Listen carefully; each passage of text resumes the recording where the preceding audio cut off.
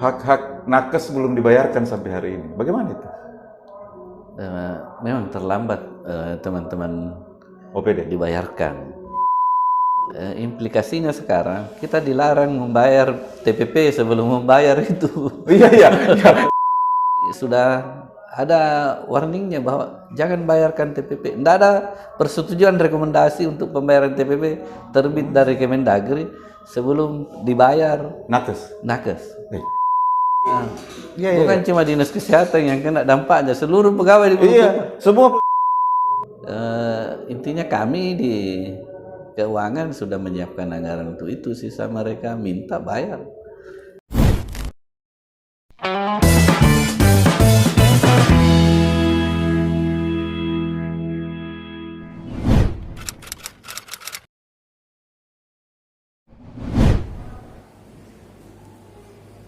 Assalamualaikum warahmatullahi wabarakatuh. Seperti biasanya kita ketemu lagi di Medium TV dengan program Kupas Tuntas OPD Kabupaten Jombang. Seperti biasanya kali ini kita akan mengupas tuntas OPD yang menurut saya OPD ini sangat vital, mengatur semua lalu lintas keuangan di pemerintahan Kabupaten Jombang. Saya sudah bersama dengan Andi Sufardiman, Sarjana Hukum MSI. Beliau adalah Kepala BPKD, Kepala Badan Pengelola Keuangan Daerah Kabupaten Jombang. Assalamualaikum warahmatullahi wabarakatuh. Apa kabar? Waalaikumsalam warahmatullahi wabarakatuh. Sehat? Alhamdulillah. Bagaimana? Di Medium TV kita ada program Kupas Tuntas OPD, bertujuan untuk mencoba memberikan informasi ke masyarakat Kabupaten Jombang di semua OPD. Apa sih kerja-kerjanya OPD? Banyak yang tidak paham. Nah, mungkin sebelum kita lanjut ngobrol, ini kita ngobrol santai saja. Sebelum kita lanjut ngobrol santai, mungkin Pak Kaban bisa menjelaskan atau memaparkan program dan targetnya Badan Pengelola Keuangan Daerah. Silakan. Baik, terima kasih. Assalamualaikum warahmatullahi wabarakatuh. Waalaikumsalam warahmatullahi wabarakatuh. Pak Andi Ari yang kami hormati selaku honor atau host. Medium TV Indonesia, dan tentunya pemirsa Medium TV Indonesia yang sama-sama saya hormati. Syukur alhamdulillah kita mengucapkan kepada Allah Subhanahu wa taala karena pada siang menjelang sore hari ini kita masih berkesehatan, dan kesempatan untuk bersilaturahim. Pertama-tama kami ingin juga menyampaikan apresiasi yang sangat tinggi terhadap TV atas program ini, karena ini salah satu wadah bagi kami dari Kabupaten Jombang menyampaikan informasi dan mudah-mudahan bisa mengedukasi bagaimana Pemahaman masyarakat terkait pada pengelolaan keuangan daerah itu sendiri. Jadi berdasarkan Permendag nomor 86 kemarin tentang struktur organisasi pemerintah daerah di Kabupaten Jombang di tahun 2016 itu terbentuk BPKD. Kalau dulu namanya dinas ya. Kalau sekarang dia berubah nama menjadi badan. Menjadi badan karena ada fungsi koordinatif di dalam. Jadi beda teknis kayak dia lebih teknis. Badan itu terbentuk jadi koordinatif karena semua OPD itu mengelola keuangan. Ada koordinasinya. Koordinasinya ke badan. Salah satu fungsi dari badan pengelola keuangan. Jadi tidak salah kalau saya bilang lalu lintasnya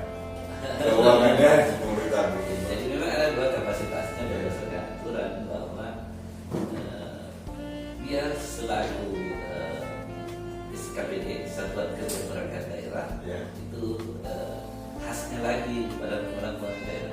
Yang kedua selaku SKPKD, Satuan Kerja Pengelola Keuangan Daerah. Disitulah fungsinya kita masuk tadi.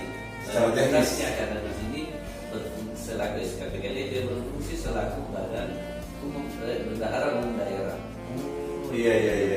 Itu yang mungkin ya lalu lintas ya, karena dia bendahara umum semua seluruh lintas APD. Iya, seluruh pencairan harus masuk ke bendahara umum daerah. Termasuk badan pengelola keuangan sendiri selaku SKPD. Oh iya. Jadi dua fungsi yang semuanya bisa ya. Iya betul. Selaku SKPD sama dengan UPD lain. Selaku SKPKD, Satuan Kerja Pengelola Selaku bendahara. Di dalamnya salah satu tugasnya bendahara daerah. Jadi itu barangkali. Jadi OPD kami ada saat ini ada 4 bidang, yaitu anggaran, kemudian bendahara bidang perbendaharaan, kemudian bidang mutasi dan bidang aset. Jadi ada 4 bidang. Untuk struktur baru di pemerintahan daerah ini yang telah ditetapkan oleh disepakati dengan DPRD tahun depan insyaallah ini digabung dengan rampingan ya. Ya yang benar rampingan ini jadi masuk Bapenda menjadi satu bidang lagi di OPD kami di daerah. Jadi secara umum tugas fungsinya adalah menyelenggarakan urusan pemerintahan di keuangan daerah. Jadi berdasarkan PP 12 tentang pengelolaan keuangan daerah, kemudian kebebasan keuangan daerah pada bupati, kemudian sekda selaku koordinator dan PPKD selaku pejabat pengelola keuangan daerah. Pejabat pengelola keuangan daerah. Jadi bupati melimpahkan sebagai kewenangannya secara hubungan kebebasan keuangan daerah itu dilakukan oleh PPKD. Program yang dekat ini dan target yang mau dicapai oleh PPKD dalam waktu dekat apa saja? Baik, kalau kami di Badan Pengelolaan Keuangan Daerah sebagaimana kalau dulu ada istilahnya visi misi, SKPD, tapi sekarang tidak ada visi misi. Betul. Kita adalah bagaimana tujuan kita ke depan untuk terkait dengan PPKD. Jadi kita kan mewujudkan pengelolaan keuangan daerah yang transparan dan akuntabel. Di RPJMD kita target utama kita adalah bagaimana kita kembali meraih WTP. Keuangan daerah wajar. Karena kuncinya di situ itu. Itu targetnya ya. Bagaimana bisa mendapatkan WTP kembali ya? Bagaimana? Apa kendala terbesar menjadi kepala badan keuangan daerah? Dinamikanya. Jadi saya kira semua pimpinan punya kendala di pengelolaan keuangan daerah. Tantangan terberat itu adalah bagaimana kita mewujudkan pengelolaan keuangan daerah itu secara baik. Tugas berat yang kami anggap sangat berat selama dalam perjalanan karir di keuangan. Ini sekali lagi ini menyangkut banyak orang. Betul. Banyak OPD, hampir seluruh OPD tertumpu ke kita. Mulai perencanaan anggarannya, mulai dari pengelolaan keuangannya, sampai kepada pertanggungjawaban keuangannya. Semua kita semua yang merangkul, sehingga ini beban tersendiri bagi kami. Tapi saya kira ini tantangan kita hadapi dan jalani.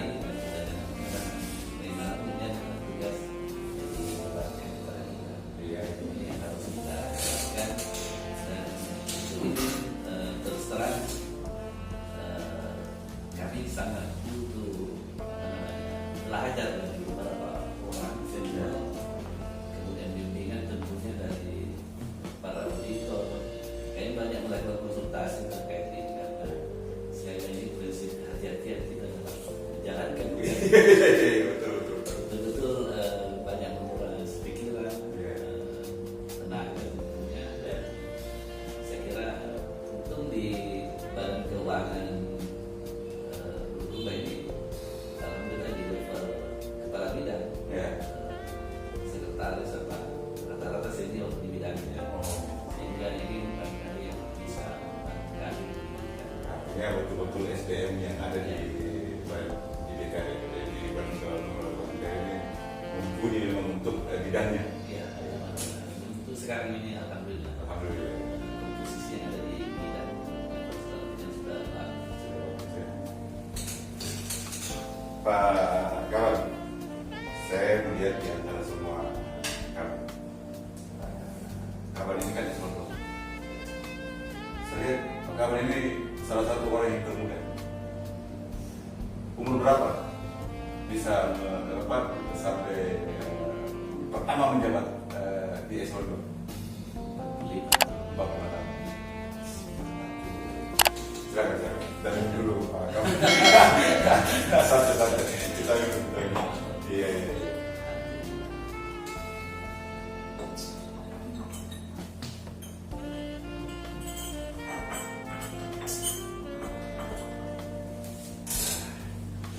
Enak ngobrol biasa kopi bahasa. Bagaimana ada beberapa pertanyaan. Coba kita rangkum dan beberapa coba kita tanya kepada Pak Kaban. Menurut Pak Kaban, bagaimana sekarang? Apa program yang spesifik yang berkaitan dengan budayanya Pak Kaban? Bagaimana cara kerjanya dan apa yang bisa Pak Kaban simak semenjak bupati dan wakil bupati? Silakan. Baik, saya tertarik dengan yang pertanyaan pertama tadi. Saya dianggap termuda, sebetulnya bukan termuda, tahun 2017 itu,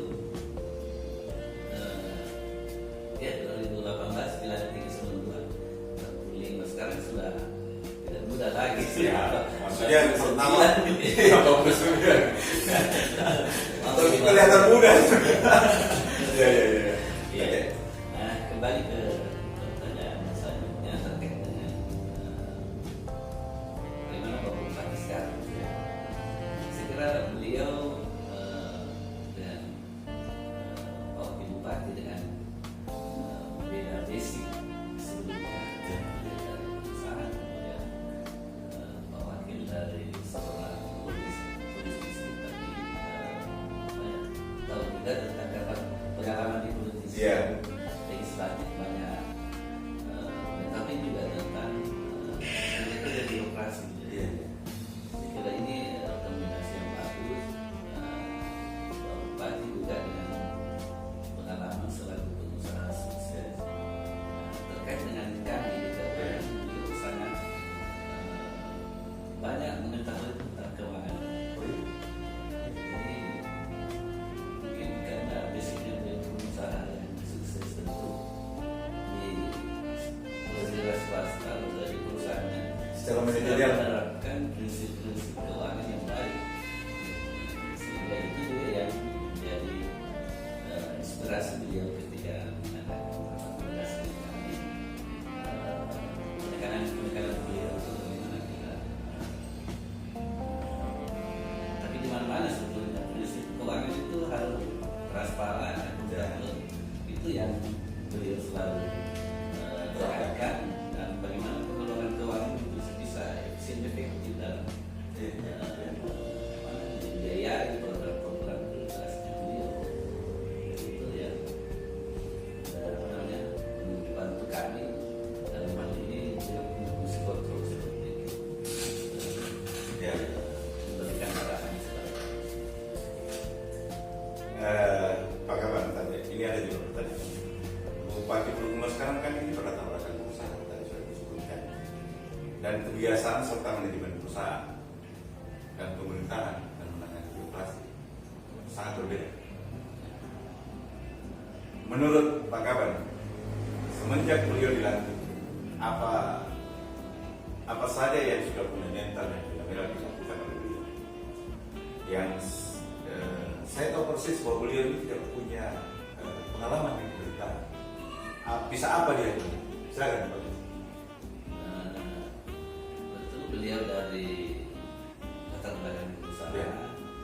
tapi sekali lagi beliau berusaha sukses. Iya. Nah, untuk menjalankan roda perusahaan itu Ya. pasti beliau punya manajemen keuangan yang sehat. Iya, betul. Nah, memang untuk dasar-dasar pengelolaan keuangan di perusahaan dengan pemerintahan beda, tapi secara substansi sekali lagi pada dasarnya sama. Akuntabilitas dalam pengelolaan keuangan itu yang ditekankan dan sama seperti di pemerintahan. Ya. Memang di apa namanya di pemerintahan kita itu prinsip-prinsip penganggaran, meskipun karena kita lebih banyak ke belanja publik, Ya. dikaitkan dengan program prioritas di RPJMD, itulah yang menjadi rohnya perencanaan pelanggaran kita. Kami follow program priority istilahnya sekarang. Iya. Dan lagi money follow system apa ya? Ya, kami follow program priority dalam artian bahwa uang itu yang keluar, belanja yang keluar itu memang betul-betul menjadi program Harus terukur. harus terukur, ada target kinerja. Nah, beliau juga seperti itu selalu menekankan ke kita. Iya. Setiap uang yang keluar ada hasilnya. Iya, betul. Meskipun kalau di perusahaan mungkin dalam bentuk profit Ya, perusahaan berbeda tujuannya. tujuannya. Ya. Kalau kita bagaimana ke masyarakat. Ya, Ada ini menarik. teknisnya yang dia kuasai ya. Iya. Jadi seperti itu. Siap. Tapi kan dinamika di perusahaan dengan dinamika birokrasi itu berbeda sekali. Menurut Pak Kaban, selama dia mengambil birokrasi, bagaimana menangani birokrasi? Betul, secara itu saya bilang dasar-dasarnya mungkin yang berbeda secara substansi sama. Kalau kita di pemerintahan kan untuk penganggaran satu program itu dimulai H-1, dimulai proses musrembang apa semua, kemudian ditetapkan dengan prosedur legislatif, kemudian jadi perda, kemudian kita jalankan. Iya. Punya mekanisme tersendiri. Punya mekanisme. Beda di perusahaan. Perusahaan begitu mau oke. Oke. Nah, bagaimana itu? Inilah yang biasa kita sharing sama beliau. Iya. Bagaimana combine ini sebetulnya Iya. dan memberikan pemahaman kepada kinerja-kinerja kita yang seperti itu, yang baik prosedural. Iya. Ini uang negara, uang daerah, bukan cuma kita yang memutuskan untuk penggunaannya, tapi masyarakat harus terlibat melalui ini dari DPR. Iya, betul. Jadi harus selalu ada komunikasi dengan DPR dan melalui pembahasan. Dilakukan ketika ada program yang harus kita jalankan, kemudian kita anggarkan atau biayai dalam tahun berjalan. Karena saya bisa memikirkan bahwa bupati ini begitu masuk jadi bupati, kendala terbesarnya adalah kebiasaan di perusahaan dengan kebiasaan di birokrasi. Perusahaan begitu sudah ada target apa segala macam, sudah dianu, oke, klik, selesai, klik. Nah, kalau di birokrasi kan di pemerintahan kan ya di itu tadi musrembang dulu, dan bla bla bla bla sampai pembahasan, setelah pembahasan baru ada administrasi lagi, evaluasi apa kan namanya, asistensi, baru disetujui semua, kan begitu. Menurut Pak Kaban selama beliau jadi bupati, bagaimana menghadapinya? Bagaimana beliau menghadapi soal birokrasi? Memang kendalanya beliau karena beliau dilantik setelah penetapan APBD. Iya. Jadi sementara beliau selalu mau lari kencang. Iya, betul. Semangat beliau sangat besar. Iya. Cepat bekerja. Iya. Sampai kemarin ada program 100 hari kerja beliau untuk penanganan banjir. Sempat kaget karena beliau sudah mau bekerja, alat berat apa semua kita tidak punya. Tidak punya yang maksimal Iya. untuk membackup, mensupport beliau punya mau ngambil dari luar harus sewa dan anggaran. Ya, akhirnya peralatan beli yang dipakai untuk Disumbangkan. disumbangkan untuk teman-teman tim pengelola di banjir. Iya, pengelola banjir. Oh, Jadi ya seperti itu. siap. Jadi salah satu cara yang dilakukan oleh beliau, kalau dia terkendala soal bawaan seperti alat, ya sudah pakai alat saya tanpa APBD. Tempat ini. Pak Kaban,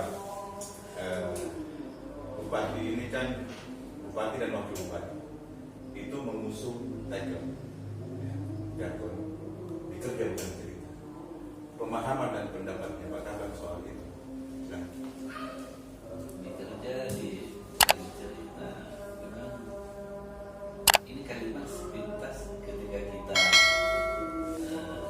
melihat ya. sebetulnya filosofinya kalau menurut saya ini terlalu banyak cerita. Oh, jadi banyak cerita ya. Kerja untuk Kerja misalnya ya. Iya. meskipun ada yang menafsirkan bahwa tidak bisa itu pekerjaan di pemerintahan tidak dicerita dulu karena harus dibahas Iya. baru dikerja. Ya sama dengan teman-teman di itu dulu bos. Iya.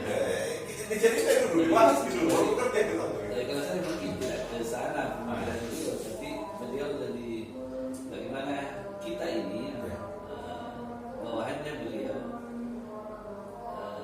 ini seperti cambuk ya apa namanya bahwa ya support gitu ya. sebetulnya bahasa kalau saya ini bahasa mensupport jangan terlalu banyak cerita saja. Iya. Banyak bekerja.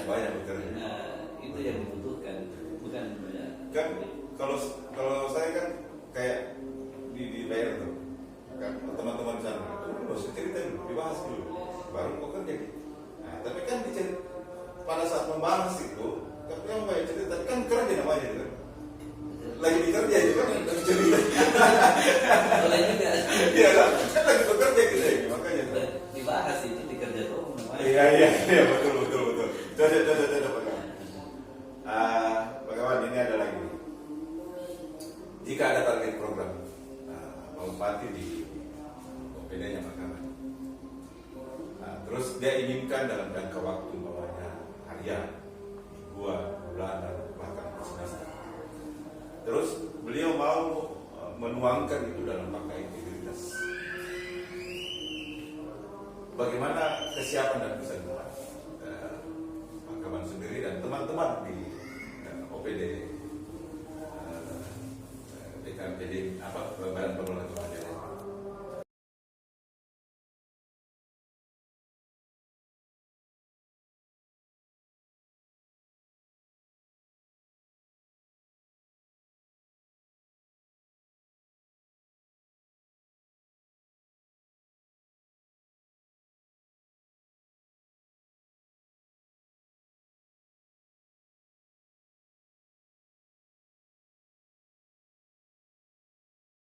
Ya. Jadi terkait kami di pelaporan keuangan, kami di seluruh barat mewajibkan laporan mingguan terkait dengan keuangan.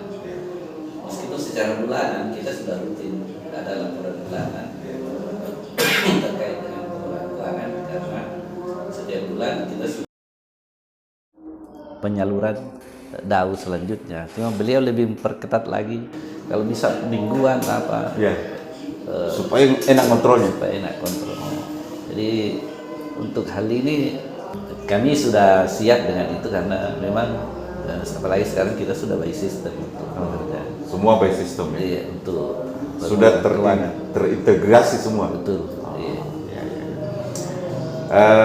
Pak Kaban, ribut-ribut media soal ada utang 10 miliar kan atau berapa ya? Utangnya Pemda ke pihak ketiga dan DPR inginkan itu harus dibayarkan. Bagaimana itu? Jadi terkait utang yang khususnya dari pihak ketiga yang kontraktor lebihannya yang sudah mengerjakan kegiatan di tahun 2020 yang tidak sempat terbayarkan tahun 2020 ya. kemudian berdasarkan hasil audit BPK itu termuat di laporan keuangan kita, Ya. itu menjadi kewajiban pemerintah daerah untuk membayar di tahun berikutnya. Jadi kemarin di pokok yang sudah bisa terdata di akhir-akhir tahun bahwa pekerjaan itu tidak selesai di 2020, kemudian nyebrang tahun, itu semua menjadi Ya. catatan kita di laporan keuangan untuk wajib hukumnya kita bayar di tahun 2021 ini. Ya. Kemudian yang tidak sempat terdata lagi di tahun 2020, kemudian pada saat auditor BPK datang memeriksa kita, kemudian kita ungkap bahwa masih ada utang yang belum tercover di APBD pokok ini, maka itu wajib lagi hukumnya kita selesaikan untuk di 2020. Tapi kan sebenarnya apalagi ini kan sudah ketahuan tuh sebelum nyebrang. Kenapa tidak diatur di pokok? Sekarang ini kan baru-baru ada penandatanganan kesepakatan ya, nota kesepakatan antara eksekutif dan legislatif. Kuap PPS perubahan. Iya. Nah, kenapa mereka itu berteriak di DPR pada saat Kuap PPS perubahan? Kenapa bukan di pokok? Silakan, Pak. Iya, jadi ada beberapa kendala. Yang pertama, di OPD teknis belum menyampaikan ke kita terkait adanya potensi utang atau adanya utang atau pekerjaan di dinas yang belum tercover di APBD pokok, sehingga ini nanti dalam perjalanan APBD pokok baru mereka menyatakan bahwa ini ada utang. Setelah audit BPK baru kelihatan. Oh ada, ini belum dibayar. Nah, inilah yang masuk kembali di APBD perubahan. Padahal di sebelum tahun anggaran berakhir, kami di keuangan sudah melalui Bapak Bupati sudah kita bersurat ke OPD. OPD bahwa utangmu berapa gitu kan begitu. Yang kan utang berpotensi utang saja sudah harus mereka deteksi. Bahwa ada pekerjaan konstruksi misalnya tidak bisa selesai di tahun ini, dia KDP. Konstruksi dalam pekerjaan, artinya itu nyebrang tahun pelaksanaannya. Betul. Dia sudah harus prediksi. Kalau saya menyimpulkan keterangannya bahwa teman-teman OPD ini tidak tertib sebenarnya ya. Harusnya dilaporkan sebelumnya yang potensi utang atau hutang sebelumnya supaya bisa di cover begitu. Nggak perlu ribut-ribut seperti sekarang ini di media bahwa DPR mendesak pemerintah untuk membayar utang gitu. Sampai 10 miliar lagi kan, angka yang tidak ada. Oke, Pak Kadis. Ayo Pak Kaban. Apa pengaruh keuangan daerah terhadap refocusing? Jadi Saya lihat ini refocusing bikin ketar-ketir semua ini OPD. refocusing bikin pusing. Iya. Apa pengaruhnya? Jadi terkait refocusing ini sebetulnya sudah pengalaman dari tahun kemarin. Kita hanya mampu berdoa mudah-mudahan pandemi ini segera berakhir. Insya Allah, amin. Tahun ini refocusing lain lagi modelnya. Jadi pemerintah pusat sebelum memerintahkan kita merefocusing, dia sudah memotong duluan anggaran kita. Iya. Sebelum refocusing dia sudah potong memang duluan. Dipotong dulu, ada PMK-nya bahwa untuk kegiatan DAK dipotong sekian persen. Sekian 30 miliar lebih untuk Bulukumba. Jadi persentasenya beda per daerah. Setelah itu kemudian refocusing lagi. Iya. Jadi kena 2 kali. Iya, gitu. Iya. Kemudian DAK 30 miliar lebih untuk Bulukumba. Dau 20 miliar lebih. Jadi total sudah terpotong lebih 60 lebih. 60 ya? Iya. Oke. 60 miliar lebih. Sisa dari pemotongan Dau ini Di refocusing. di keluar PMK menyatakan bahwa lakukan refocusing minimal 8% dari Dau yang ada. Iya. Sudah dipotong di refocusing. Iya, makanya dua kali kena ini ya. Ternyata begitu posisinya. Iya. Jadi itu diharapkan untuk penanganan COVID. Jadi kalau kita sekitar 52 miliar. Di refocusing ini 52 atau 57? 52. 52 ya? Iya. Oke. Jadi dari sudah dipotong hampir 60 lebih, dipotong lagi nih 52, berarti 100. Memang. Jadi mungkin karena pemerintah pusat terlalu fokus untuk ini, kemudian ya mungkin sumber-sumber pendanaan kita, sumber-sumber pendapatan negara juga berkurang, akhirnya berimplikasi nih ke kita.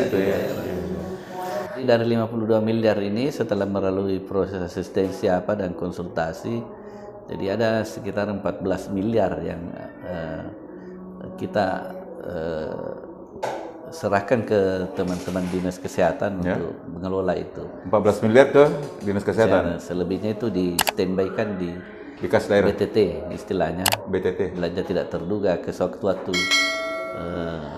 COVID ini tidak terkendali, itu bisa digunakan. Terus kalau umpamanya tidak habis yang 52 miliar itu, posisi dana itu bagaimana? Ini yang kita gunakan untuk program prioritas nanti di perubahan kalau. Jadi ini yang dicerita di perubahan. Begitu. Ini kan lagi ada ribut-ribut ini, Pak Kaban. Ada bahasa begini yang teman-teman dapat di lapangan. Katanya sudah refocusing, tapi kok hak-hak nakes belum dibayarkan sampai hari ini. Bagaimana itu? Memang terlambat teman-teman OPD dibayarkan. Karena ada kendala besar. Implikasinya sekarang kita dilarang membayar TPP sebelum membayar itu. Iya, itu jadi keluhan itu. Nah, terus akar masalahnya kenapa terlambat nakes dibayar? Padahal dananya sudah disiapkan. Jadi mungkin teman dinas kesehatan yang bisa terang. Begitu. Jadi lebih teknis di OPD-nya ya? OPD-nya. Gitu. Karena kami juga senantiasa meminta itu karena laporan ke pusat kita masih belum melaporkan secara utuh penggunaan dana refocusing itu karena itu dikontrol terus dari pusat. Kapan realisasinya sedikit tidak ini sudah ada warningnya bahwa jangan bayarkan TPP. Tidak ada persetujuan rekomendasi untuk pembayaran TPP terbit dari Kemendagri sebelum dibayar nakes. Ini saya lihat sudah ada laporannya 1 miliar lebih dia bayarkan. Menyusul lagi ada permintaannya di keuangan tadi saya lihat masuk 1 miliar lebih. Ini yang harus kami segera laporkan. Karena jadi bukan cuma dinas kesehatan yang kena dampaknya, seluruh pegawai di semua. Makanya ini lagi ribut-ribut ya. Kenapa katanya ini ada aturan baru lagi gitu? Aturan baru bahwa kalau tidak dibayar nakes kita tidak bisa terima TPP. Dia bilang aturan apa lagi nih? Saya bilang ya coba kita tanyakan ini. Makanya saya bilang ini penjelasannya lebih begitu pentingnya ini dibayar nakes. Karena mungkin pemerintah pusat melihat karena tahun lalu kita ada kekurangan bayar 6 bulan ke belakang.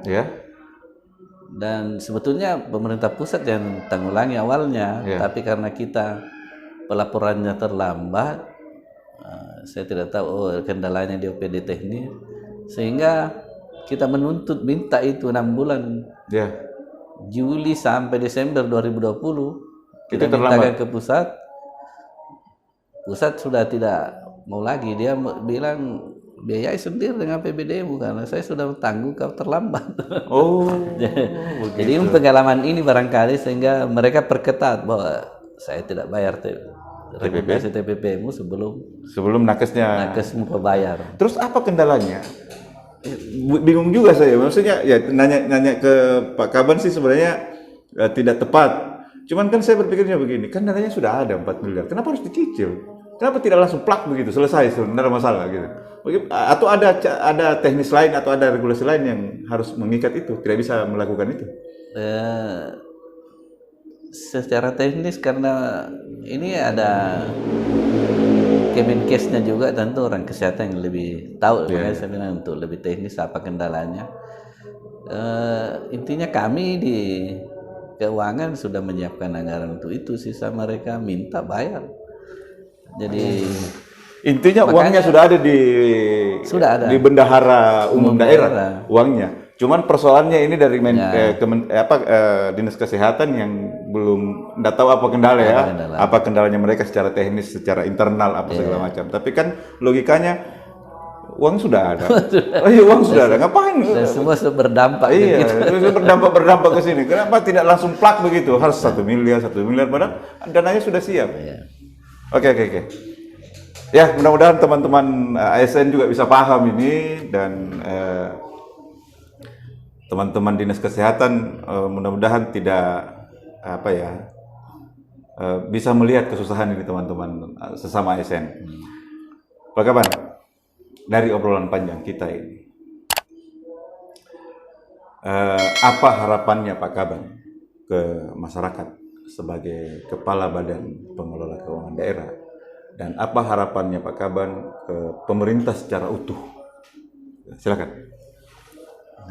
Baik, saya kira selaku Kepala Badan Keuangan Daerah, ada hal sebetulnya yang menjadi beban kita di Badan Pengelolaan Keuangan Daerah adalah terkait dengan kan di APBD kita itu ada 3 sumber pendapatan daerah.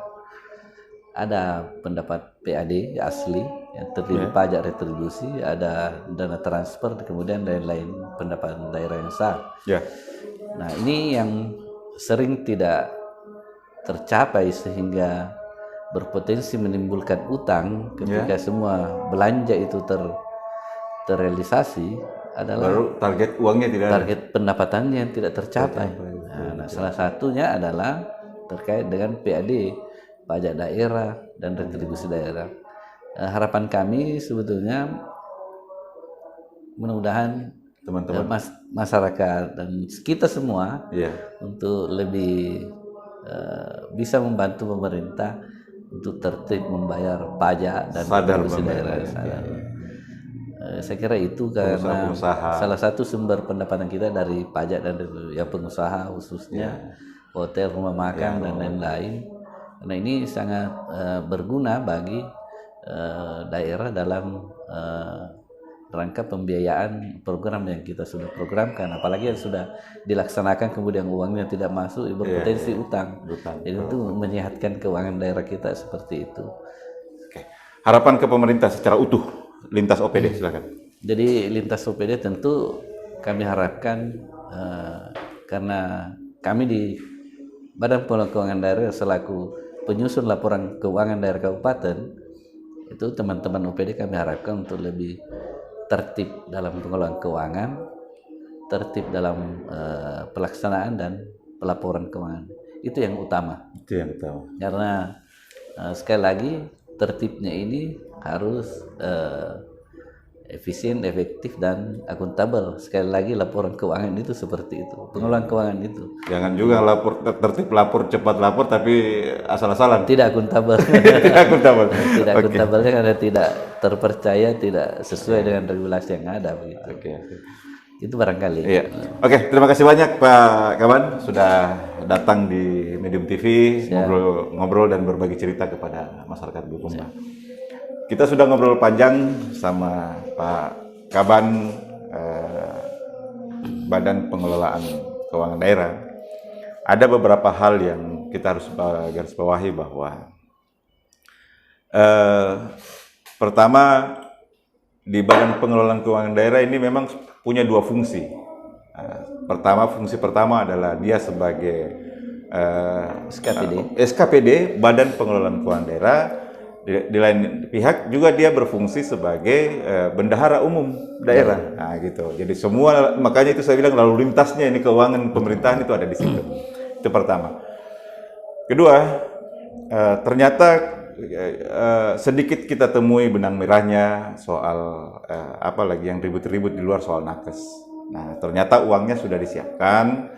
Nah, tinggal OPD teknis saja yang mungkin ada kendala yang kita tidak paham. Tapi intinya bahwa pemerintah daerah itu sudah siap, dana sudah siap, tinggal teknis saja yang belum mungkin di OPD-nya. Terima kasih banyak. Kita akan bertemu lagi di OPD yang berbeda dengan waktu yang berbeda, program yang sama. Assalamualaikum warahmatullahi wabarakatuh. Waalaikumsalam warahmatullahi wabarakatuh.